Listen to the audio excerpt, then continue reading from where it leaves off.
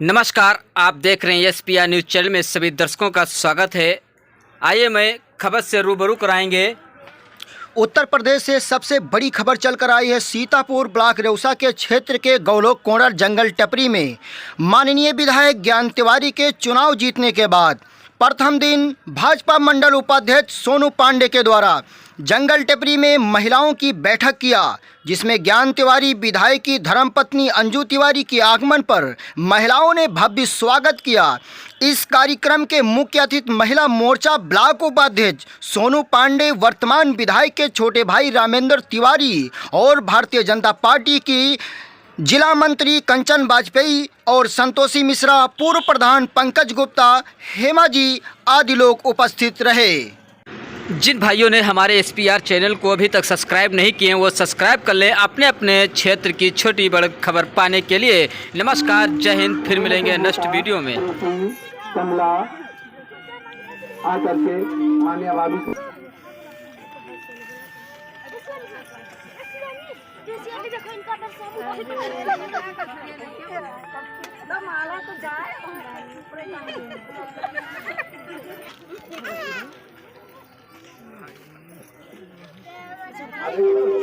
अनिता और नाले अर्पण। अरे जीते भैया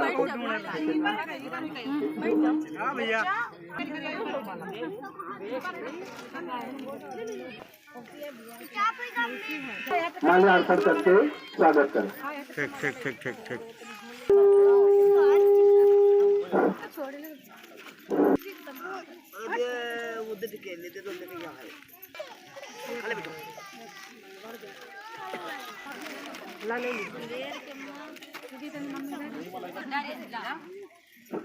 किरण देवी राम सिंह की माता जी आए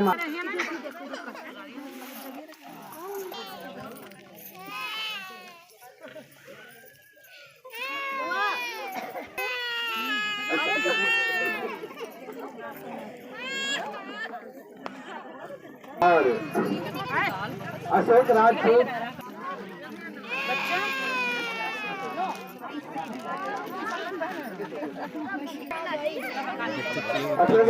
कहाँ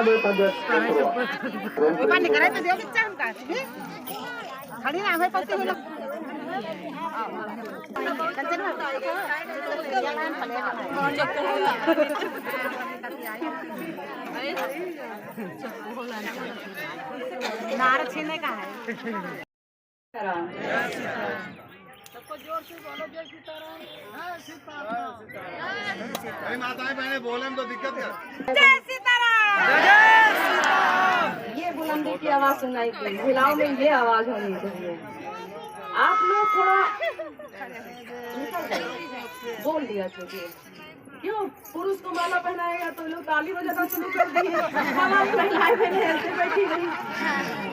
अब वो जमाने चले गए कि महिलाओं को लोग देख के नहीं, अब महिलाएं महिलाएं निकल रही हैं, क्योंकि आपकी विधायिका भी निकल पड़ी है, आपके विधायक भी निकल पड़े, यानी महिलाएं भी मेरी सुरक्षित रोडों पे निकल पड़ी हैं। यहाँ पे आप सभी लोग आए, सबका बहुत बहुत स्वागत है। यहाँ पे नमन है, अभिनंदन है। हमारे साथ जो मंच पे बैठी हमारी कंचन, संतोषी और जिनका मैं नाम नहीं जानती, सभी लोगों का। ऐसा नहीं है कि दो नाम ले लिए तो आप लोग सोच लीजिएगा, ऐसा कुछ भी नहीं है। आप सबका तहे दिल से बहुत स्वागत है, नमन है सबका। यहाँ पे बहुत बहुत स्वागत है। कार्यक्रम के आयोजक सोनू पांडे जी का भी, हेमा जी का भी, सबका तहे दिल से बहुत बहुत स्वागत है। बहुत दिन से सोनू कह रही थी हमसे कि भाभी आप लोग हमसे मिलना चाह रहे हो, आप लोग हमसे मिलना चाह रहे हो। आप लोग कह रहे थे आप इलेक्शन में आए हो, दोबारा आए नहीं। ये बहुत शिकायत है कि इलेक्शन में आए थे, दोबारा आए नहीं। सब लोगों ने, सोनू ने बहुत काम ने कहा जिस दिन सबको आप इकट्ठा कर लोगे, हम जिस दिन एक फोन कर दोगे हम उसी दिन आ जाएंगे। आज उन्होंने बताया तो हम आवास पे ही थे, आप लोगों के बीच में तुरंत आ गए। हमने सोचा कि वास्तविक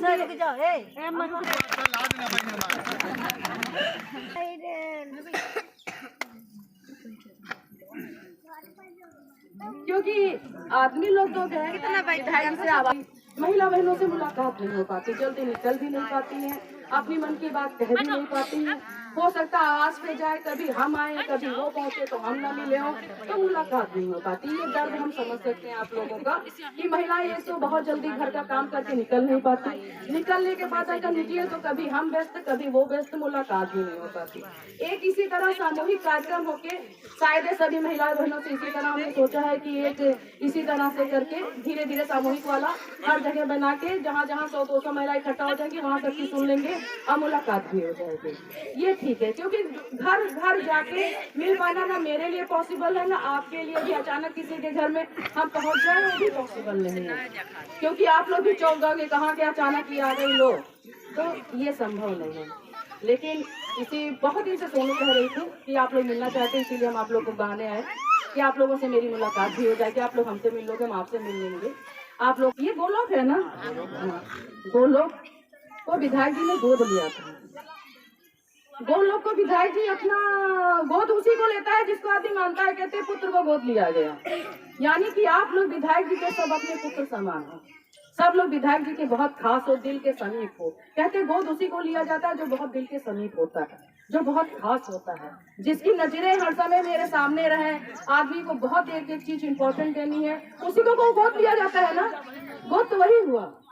इसीलिए आप लोग बहुत विधायक जी के खास हो, जो विधायक जी ने आप लोगों को ये गोलोक को गोद दिया था। विधायक जी आपके दिन रात आप लोगों के बीच में दिन रात निरंतर प्रयास करते रहते हैं कि आप लोगों की समस्याएं पूरी की जाए, सुनी जाए, हर हालत में हर समस्या का निराकरण निकाला जा सके। कोशिश भी की जा रही, प्रयास भी किया जा रहा निरंतर। इस पे हम लोग कार्य में लगे हुए हैं। हमारे वहाँ रामेंद्र अलग लगे हैं, हम अलग लगे हैं, विधायक जी अलग लगे हैं, लेकिन क्षेत्र बहुत हमारा गरीब है। सोच लीजिए जहाँ कुछ नहीं था वहाँ पे अगर बूंद बूंद से घड़ा भरेगा तब धीरे धीरे भरेगा। कोशिश प्रयास में मेरे कोई कमी नहीं है। आप लोग ये मत सोचिएगा कि विधायक आकर घर में बैठ गया, कोई प्रयास में कमी है, तो एक किंचित मात्र भी प्रयास में कमी नहीं है। प्रयास बिल्कुल वही वाला चल रहा है जो सीता जी को रामचंद्र जी वन में लाने के लिए, जब सीता जी का हरण हो गया था तो उनकी वानर सेना ने किया था, रामचंद्र जी ने किया था। मेरा पूरा प्रयास उसी श्रद्धा के साथ है कि आप लोगों की हर एक समस्या का निराकरण किया जा सके। आप हैं कि आप लोगों की हर एक समस्या का निराकरण किया जाए। लेकिन एक घर बनवाने के लिए, कोई भी कार्य करने के लिए थोड़ा सहन क्षमता आप में भी होनी चाहिए, थोड़ा मुझ में भी होनी चाहिए, क्योंकि कोई भी कार्य एकदम से नहीं किया जा सकता। हमारे पास कोई जादू की छड़ी नहीं जो मैंने घुमाई और घूम गई। हमने प्रयास किया, आपने प्रयास किया, कुछ आपके प्रधान लोगों ने प्रयास किया, कुछ और लोगों ने प्रयास किया। इसी तरह से सभी समस्याओं का निराकरण, सही बोल रहे नहीं बोल रहे आप बताइए, इसी तरह से समस्याओं का निराकरण निकलेगा। अगर एकदम से मैं सोच दूं कि नहीं हमने इनको विधायक बना दिया, अब इनके पास कोई जादू की छड़ी आगे घुमा दे, पूरा एक एक के पास कॉलोनी पहुंच जाए, एक एक के पास वो पहुंच जाए, तो ये संभव नहीं।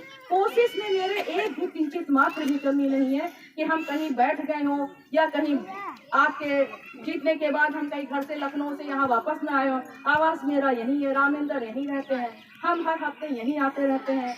जिसने बुलाया, चाहे जन्मदिन कर रहा हो चाहे उसके साथी का, पूरा प्रयास करते हैं कि आप लोगों के बीच में हर समय हम उपस्थित रहें। हो सकता है कि यहाँ आज आए हैं, कल कहीं दूसरी जगह गए हो, परसों कहीं दूसरी जगह गए हो।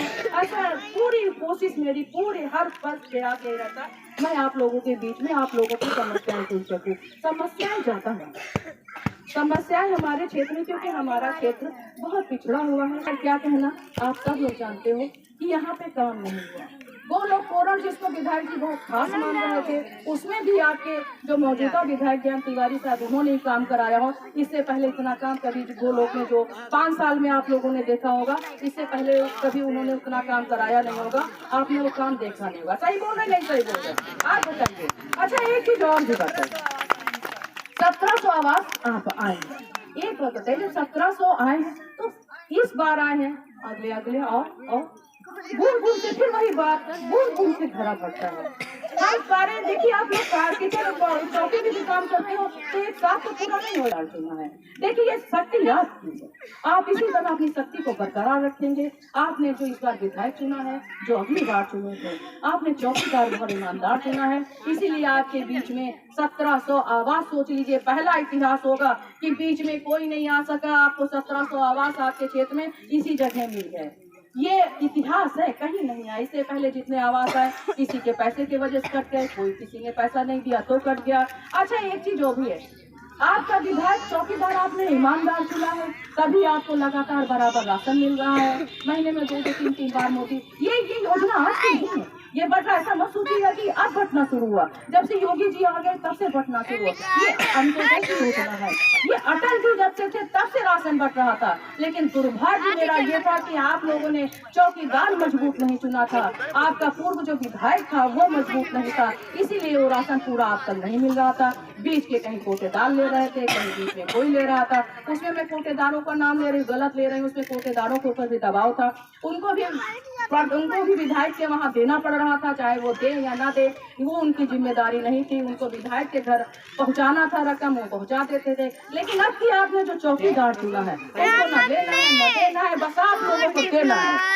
वो किसी भी चौकीदार से उसको कोई 5 पैसे मेरे लिए गौमांस के बराबर है। आप लोगों का राशन आप लोगों तक पहुँचाना ये मेरा धर्म है।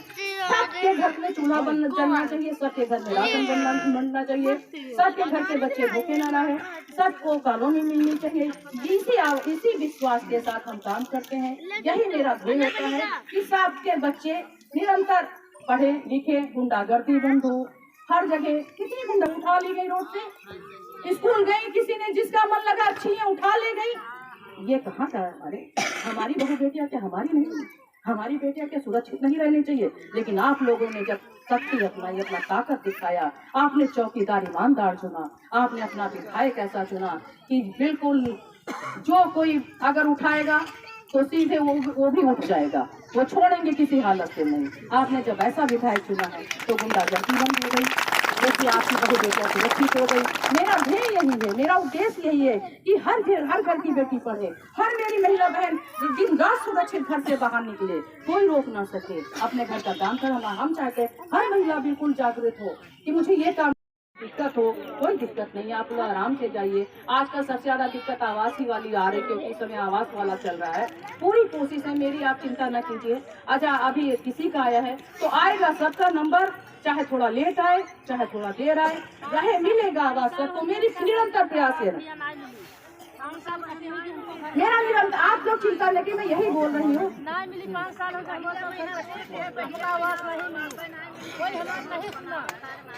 अच्छा एक चीज और जगह, एक चीज बताइए, चलिए आवाज तो आते रहेगा। आप बताइए, ऐसा प्रधानमंत्री आपने कभी सोचा था जो सिर्फ गरीबों की सोचता हो? कितना अच्छा प्रधानमंत्री मिला आपको। आप ऐसा बताइए, ऐसा मुख्यमंत्री किसको मिलता है जो गेरुए कपड़े, आप तक के अभी तक के जो गेरुए कपड़े पहनता था, जो सन्यासी होता था उसके ऊपर लाठी चलता था, पत्थर चलता था, उसको गालियां मिलती थी, सम्मान कौन देता था? आप बताइए। आप लोग जानते हो राम मंदिर कभी सोचा था किसी ने बनेगा? राम झूठ है जो मेरा काम करे, बस मुझे उसी के साथ चलना है, जो मुझे ईमानदारी से हाथ पकड़ के चलाए, मुझे उसी के साथ चलना। ये बंटवारे की राजनीति, ये बदले की राजनीति, ये सब खत्म कर दीजिए, हटाइए। अब मुझे अपने बच्चों को भविष्य बनाना है, अपना देखना है, इसी के साथ चलना है। आप लोगों की समस्याएं सुनने के लिए निरंतर आप जब इसी तरह बुलाते रहोगे, हम आपके बीच में आते रहेंगे। इसमें कोई अगर आपका विधायक ईमानदार न होता, अगर ज्ञान तिवारी चौकीदार न होते, तो आपको जो महीने में 3-2 बार राशन मिल रहा था वो न मिलता। ये गारंटी सुधा है, इसमें कोई शक नहीं है। ये आपने जब विधायक ज्ञान तिवारी को बनाया, चौकीदार आपने ईमानदार चुना, तब कोरोना काल में उन्होंने पूरी रस्सी टाइट करके रखी, तब आप तक के सारी सुविधाएं पहुँच रही थी। अभी बाढ़ आई, विधायक भी नहीं थे, बहुत लोगों ने टांट की, लो विधायक बाढ़ आई है, इतना बड़ा यहाँ प्रलय आ गया, विधायक भागवत करा रहा है। ये टांटी मैंने बहुत सुनी, लेकिन मेरी भागवत आज से करीब सोच लो साल भर पहले हो गई थी। और जब अक्टूबर में बाढ़ आई तो ये बात बताइए, अक्टूबर में क्या कोई बाढ़ का मौसम होता? बरसात का मौसम अक्टूबर तो है नहीं। ये तो प्राकृतिक आपदा है। प्राकृतिक आपदा कब कहाँ किसके ऊपर आ जाए, इसके जिम्मेदार तो ना हम जानते हैं, ना आप जानते हो, ना कोई जानता है कि भगवान की लाठी किसके ऊपर गिरेगी, किसके ऊपर नहीं गिरेगी, ये कोई नहीं जानता। ये तो प्राकृतिक आपदा है, ये आई तो इसके लिए कोई जिम्मेदार नहीं। लेकिन फिर भी हम वहाँ बद्रीनाथ में थे, हमारी भागवत चल रही थी, विधायक जी लगातार फोन पे जुटे रहे, जितनी सुविधाएं हो सकती थी आप लोगों को पहुँचाने की पूरी कोशिश की गई। अब जब आपदा काल है ही है, तो उसमें सबको परेशानी हुई, उससे हमें भी तकलीफ थी, ऐसा हम कुछ नहीं कर सकते। लेकिन परेशानी तो वही है, भगवान का है, तो उसमें हम कुछ नहीं कर सकते। भगवान बताइए, भगवान से दिन रात प्रार्थना की गई कि हे भगवान मेरे इस क्षेत्र को खुशहाल दे। इस कहोगे आप चाहे जहाँ बुला लेंगे, हमें कोई दिक्कत नहीं, वहाँ चले आएंगे, हम आप ही के बीच में हैं। हो सकता है कि आप जब जय श्री राम, बहुत जोरदार मजा आ जाएगी, जिसमें लोग सुन सके, जो जिन्होंने राम को अब तक गाली वाली दी होगी तो वो भी सुन सके कि ये राम भक्त बैठे हैं, ये राम के। सोचिए, राम नाम में बहुत शक्ति है। आप राम नाम ले लीजिए तो अंदर का खून उबाल मार जाता है। राम में जो शक्ति है आप उससे इमेजिन नहीं कर सकते।